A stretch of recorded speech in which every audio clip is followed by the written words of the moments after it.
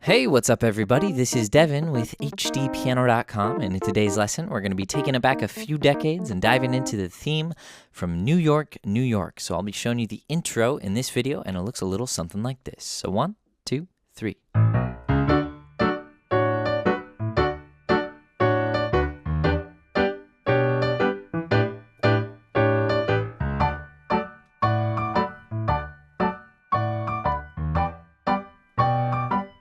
Start spreading the news. And we're into the verse, right? That's where Frank Sinatra comes in. And of course, we'll be working on that and the rest of the piece in its entirety over at HDpiano.com. So I do hope to see you there after this. Now, before I dive in and break this down for you guys, I got a quick question, and that is, who is your favorite crooner? If you were to pick, who would it be? Frank, Tony, Nat King Cole, Sammy Davis Jr., anybody else? Drop it in the comments below. I'm going to have to go with Nat King Cole myself, but, you know, I love them all. All right, so what makes this piece so memorable, so catchy? Well, it's probably the fact that it is the same one-measure loop on repeat, right? So we've got this theme, and it just loops and loops and loops. That's D, D, C sharp, D, B. And when we first play it, we're in this register. So middle C is here. And as you noticed, when we repeated it, we took it up an octave.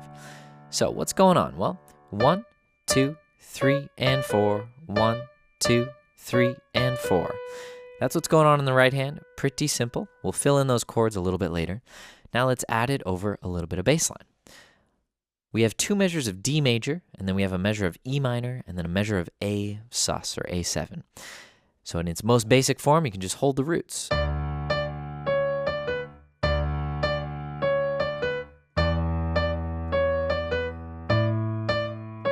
then up the octave and repeat. All right, so go ahead and try that if you're feeling like starting simple. But let's move on. So the next step would be to play a bit more of like a staccato jazz bass line, right? So 1, 2, 1, 3, 4, 1. 2, 1, 2, 3, 4, 1. Right, so the notes are shorter, there's a little space.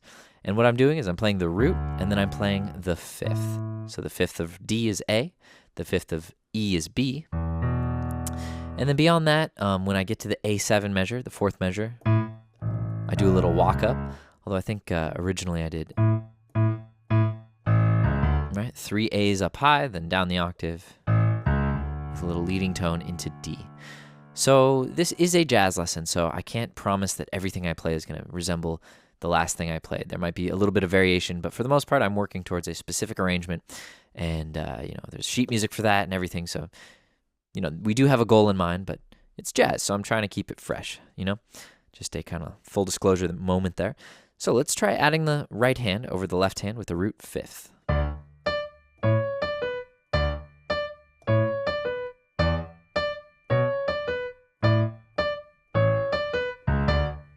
Oh, and then we'll take it up an octave. And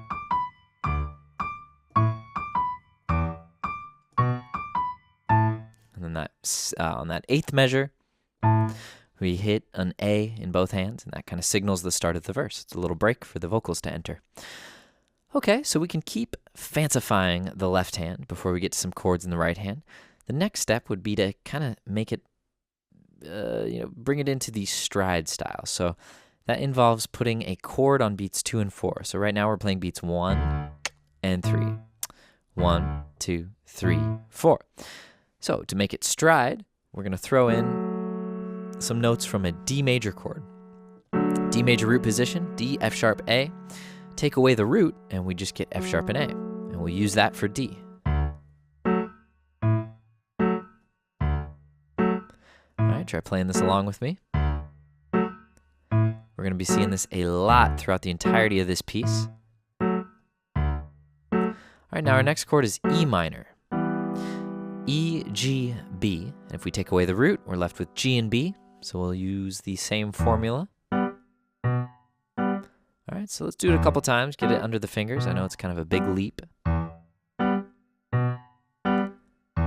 then we go to A. And there, to kind of build a little momentum into the repetition, we drop the stride and just play 3 A's, boom, boom, boom, and we're back to D. Okay? Now, it's not, so that's the simplest version. And then, of course, the next step is to kind of add a few passing tones. So notice the way that I play it in my left hand.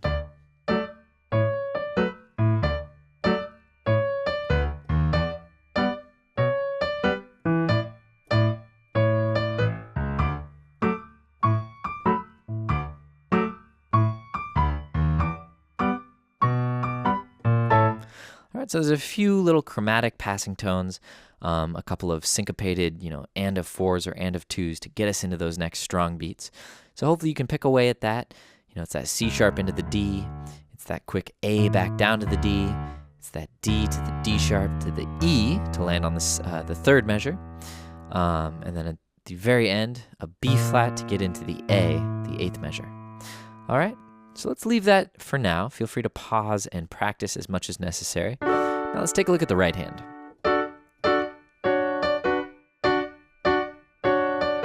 So we've always got this D and F sharp down below with our 1st and 2nd fingers, and our top 3 are covering the rest of the melody. Actually, it looks like it's just all the top 2 fingers are doing most of the work here. So we're playing the melody with these 2 fingers and consistently playing quarter notes on this D and F sharp.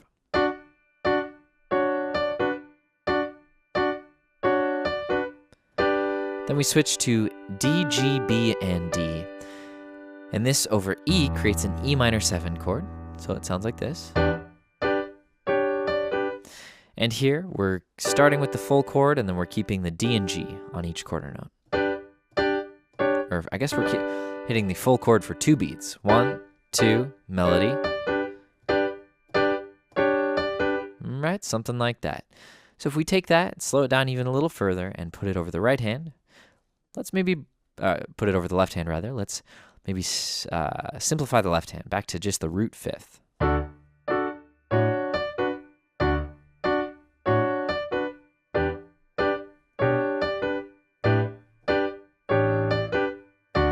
All right, so there it is in its basic form. Didn't do anything fancy with the left hand, and just plugging away with the right hand. Try it up the octave.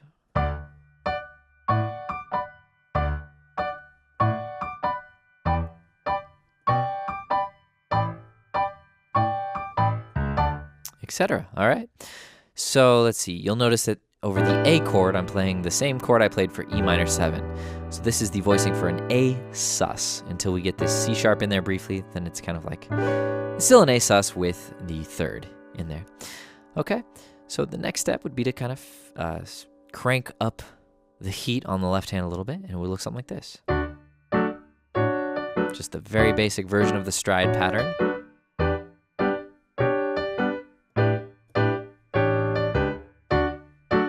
I guess we'll take it up the octave.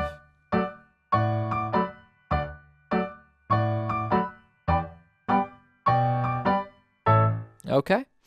And then finally, when you're ready, we can add in the little grace notes, accents in the left, and it would look something like this. Slow it down even a little bit further. 1, 2, 3, 4.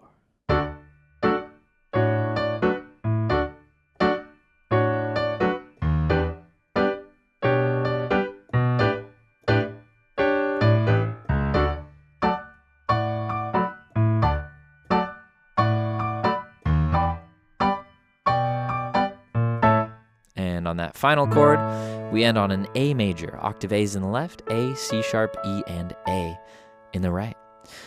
Okay, so that's pretty much all we're going to get through in this video. I'll probably play it out for you guys one more time. I just want to rack my brain here, see if there's anything left that I need to cover.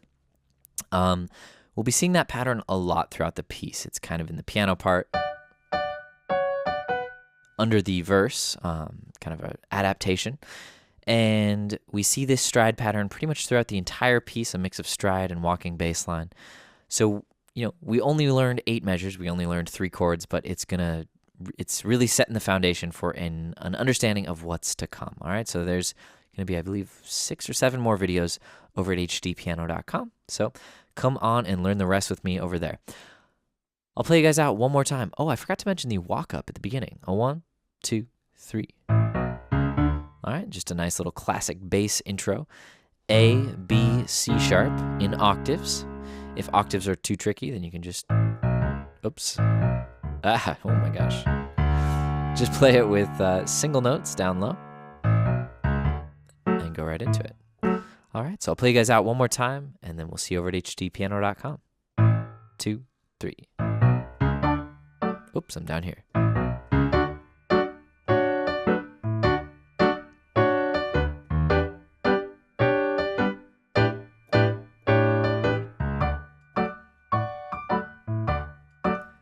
Note it's a little softer here.